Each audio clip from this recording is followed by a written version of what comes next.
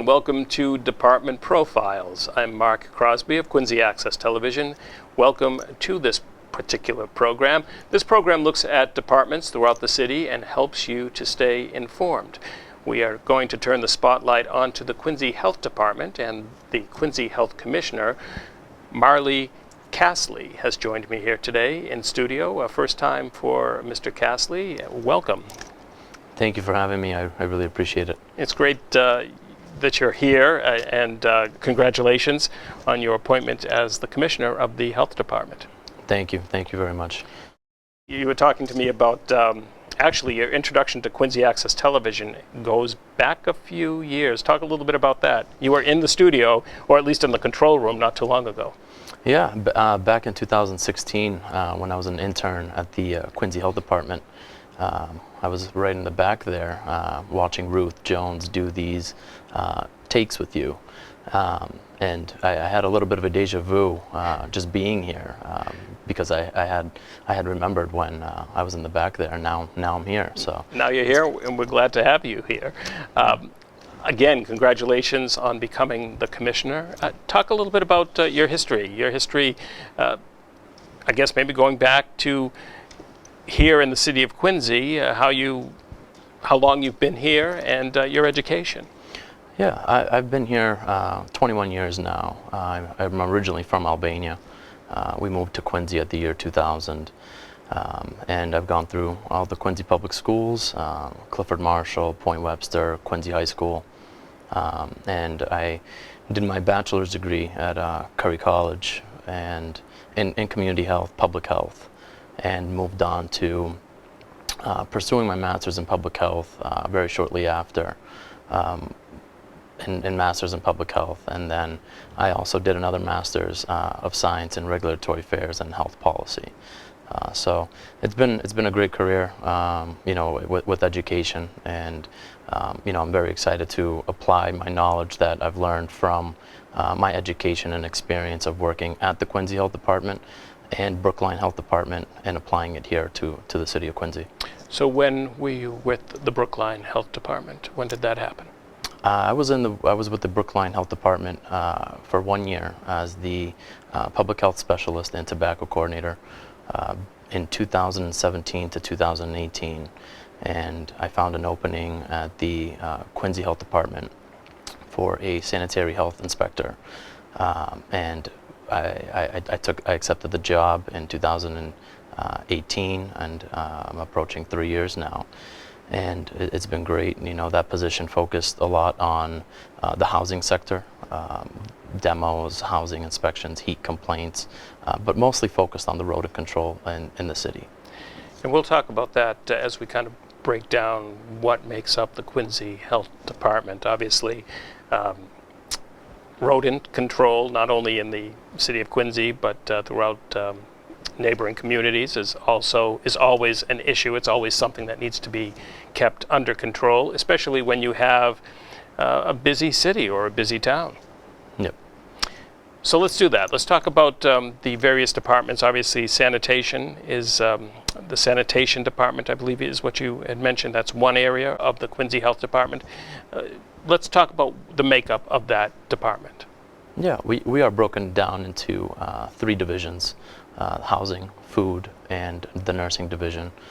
So the housing division focuses mostly on any housing complaints from a tenant, any nuisance complaints, dumpsters, rodent control, heat complaints, mold, lead.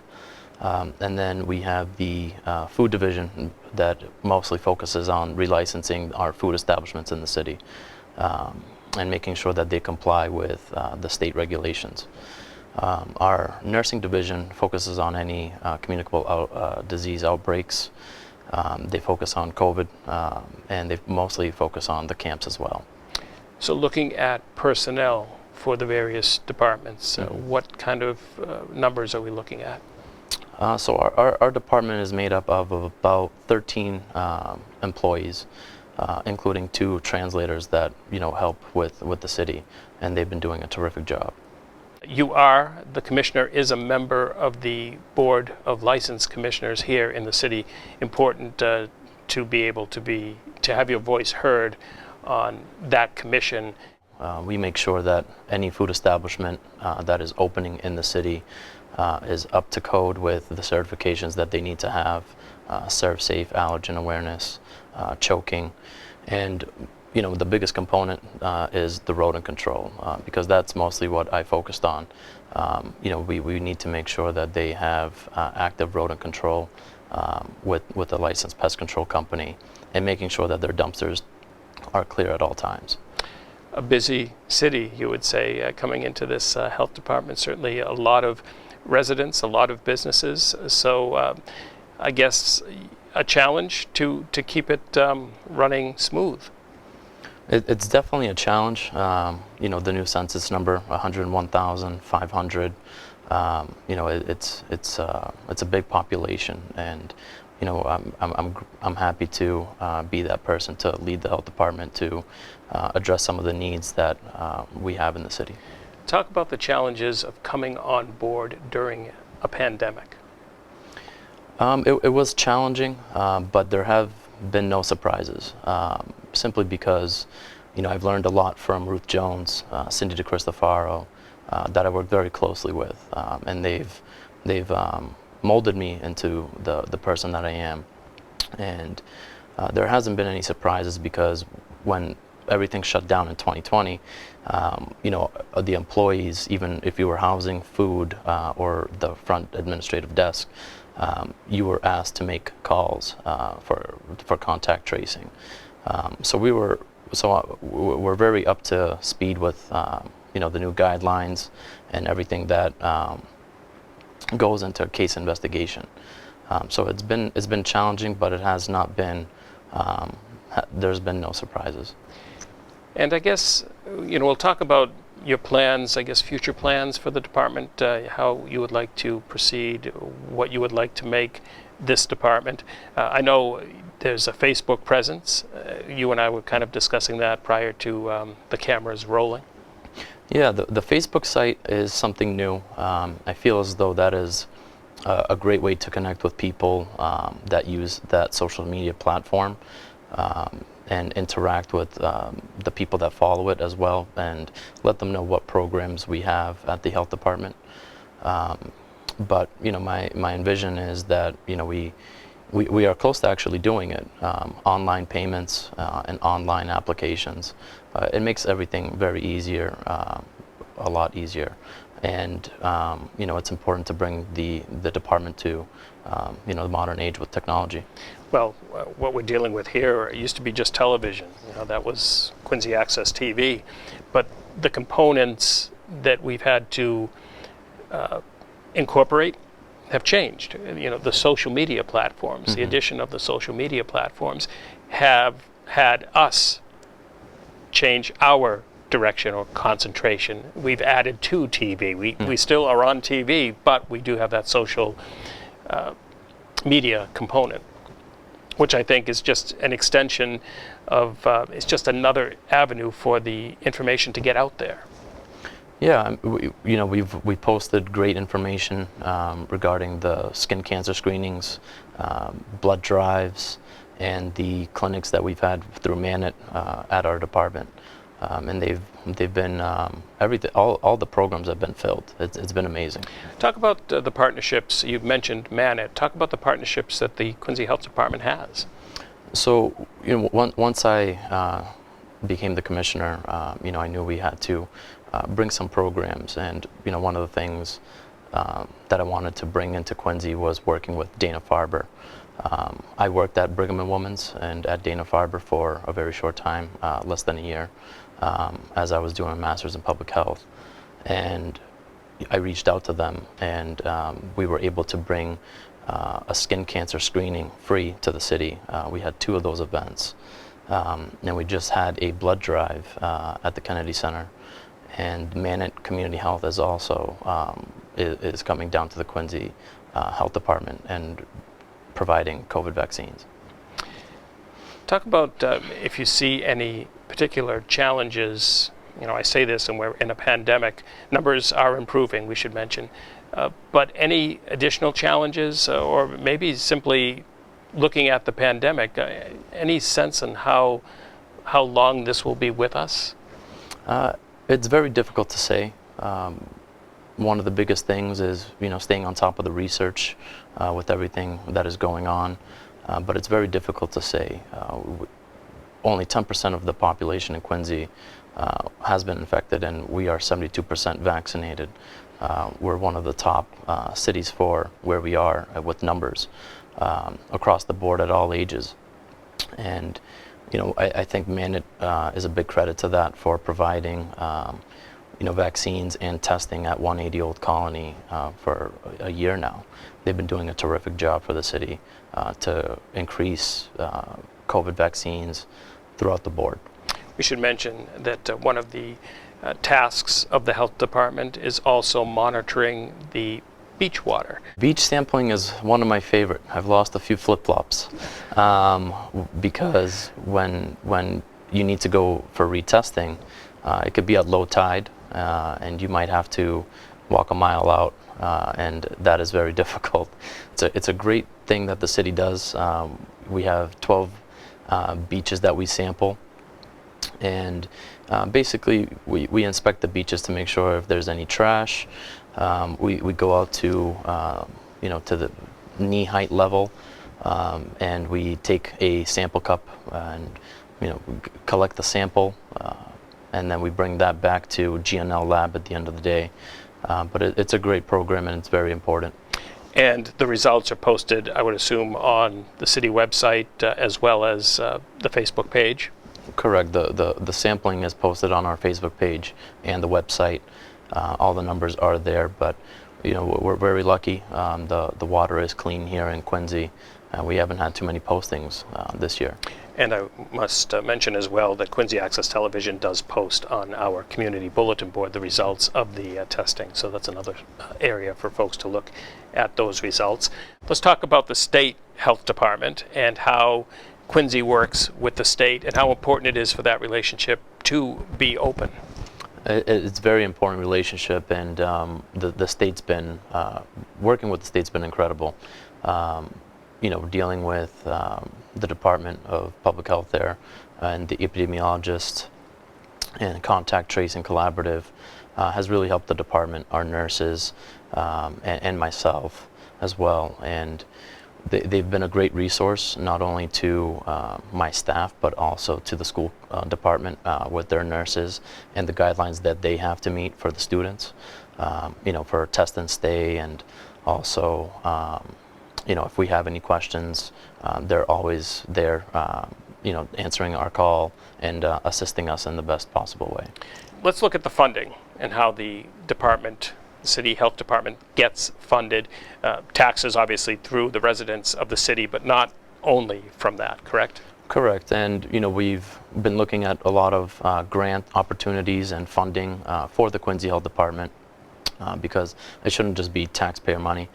And so we're waiting to hear back, but this specific grant that I believe will be approved would bring in 2 positions full-time for the next 2 years, an epidemiologist and a community health specialist that would pretty much take COVID as their main duty, and working closely with the mayor's office and the school committee. So we're hoping to have that funding very soon in order to provide additional resources to the department and have more staff that can assist us with this, because the nurses also have other duties as well, and this would be beneficial for the whole entire department. Let's talk about the nurses and the responsibilities within that segment of the health department. They have a lot of responsibilities. They deal with camps, TB cases, any food outbreaks, foodborne illnesses, communicable diseases, and anybody that has any questions for the nurses. The great thing is we're back up and doing blood pressure clinics at the Kennedy Center 2 times a week, and we are back to providing B12 shots to anyone who comes to our office and wants us to administer. So the nurses are definitely busy, and they've been a great resource to the city. And with that said, I guess my next question is, how does one get in contact with the health department, especially if they want to sign up for a clinic? Yeah, the best way is to call our front office. It's 617-376-1275. We have two lovely secretaries that are waiting for your call, and that would be happy to sign you up for any of the programs that we have or answer any of the public health questions that you may have. And of course, the website, the City of Quincy website, which is quincyma.gov, and then there is a link on that, or a tab there to the Quincy Health Department. Folks can find out more information there as well. Yeah, the website is very important, has a lot of information, our contact list, and also our Facebook page link. So feel free to check that out. It's a great tool to stay up to date on what we are doing at the Quincy Health Department. When you had said that you had come in, I believe it was through an internship initially. So talk about maybe now as your commissioner, what you would like to see or the programs that you have for college students that have entered the field. One of the great things is once I became the commissioner, I knew I wanted to reach back out to the schools, and we have 3 interns helping at the Quincy Health Department, our nurses, and getting the experience that I got. Because when I was an intern, it made me very passionate about the local level. And I take great pride in it, and that's why it made me pursue a master's in public health and a master's of science in health policy. So I want to give back to those students and try and make a difference and reach out to them to show them that there's more than just working at a lab, doing research, and there's so much you could do at the local level, especially at the local health department, and engaging with the community. I love engaging with the residents, and I do miss it a little bit when I would go to do the rodent inspections. Well, this program will certainly get you out there a little more too. You will be engaging with the audience of Quincy Access Television, which is, I believe, beneficial, and folks have looked to this channel for information from not only the health department, but other departments throughout the city. And I definitely plan on being here more and providing, more access television to the residents at home for up-to-date information. Absolutely. I know that the bulletin board is used quite a bit already. Certainly these programs, we had mentioned public service announcements that have been done in the past, certainly can be done again. So we're certainly looking forward to continuing that partnership and growing as well. Thank you. I really appreciate it, and it's been a great journey so far, and QATV 25 years, that's amazing, and congratulations to you and your staff. Thank you. And as we leave, I do need to ask you, because my son is 17 now and he's trying to decide what he wants to do with the rest of his life, or at least what he wants to do next. So I'd like to kind of turn that spotlight over to you. And when did you feel that the health field was something that you wanted to pursue? Was it something that you knew when you were in junior high, or you knew when you were in high school? How did you come to be involved in this field? Well, I have a sister who is a doctor, and she's been a role model for me, which led me to the health field. And when I was in high school, the Quincy High has a great program. I was part of the nursing program there and became a CNA, and I wanted to go for nursing at Curry College. And there's just something that people have always told me, you have to love what you do, and my love for nursing was not there. And I'm more of a person that engages with the community and interacts with the community, and public health was just the right calling for me. And I've had great teachers at Curry College and MCPHS that have really inspired me about public health and what can be done in the city of Quincy. So, I'm sorry, the colleges that you attended?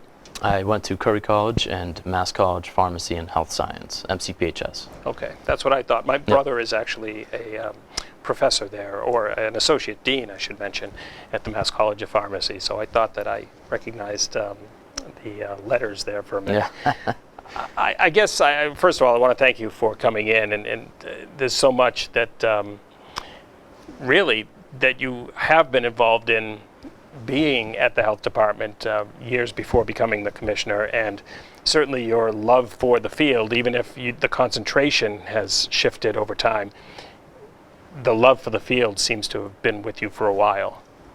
Yeah, it goes back to high school, and for your son, I would just tell him to explore and do as many jobs as possible.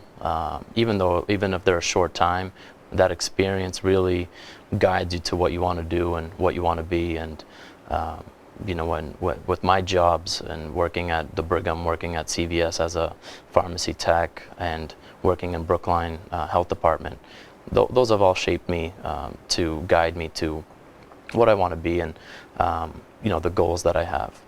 Certainly sound like we're always kind of on the move, learning more about whatever field we're currently in. It's certainly a positive to know that we never know it all, and the interest to continue to learn about the designated field that we chose is alive and well. Yeah, continuing to try new things, new jobs, and just exploring can really mold you and make you the person that you become in the future. Well, thank you, Marley, very much for coming in and stopping by QATV, and hopefully there will be a return visit. Keep us up to date as to what changes may happen in the Quincy Health Department. Again, programs on specific topics, hopefully in the future, and public service announcements. We certainly would love to be a part of that, certainly willing to work with you and be just another vehicle, another avenue for you to use. Thank you, and I really appreciate being here. And again, congratulations to QATV for 25 years. That's very amazing. Thank you very much for joining us. Yeah, of course. Thank you, and I definitely plan on being here more. Great. So thank you at home for watching. This has been a program of Quincy Access Television. Please continue to watch QATV for more locally produced programming.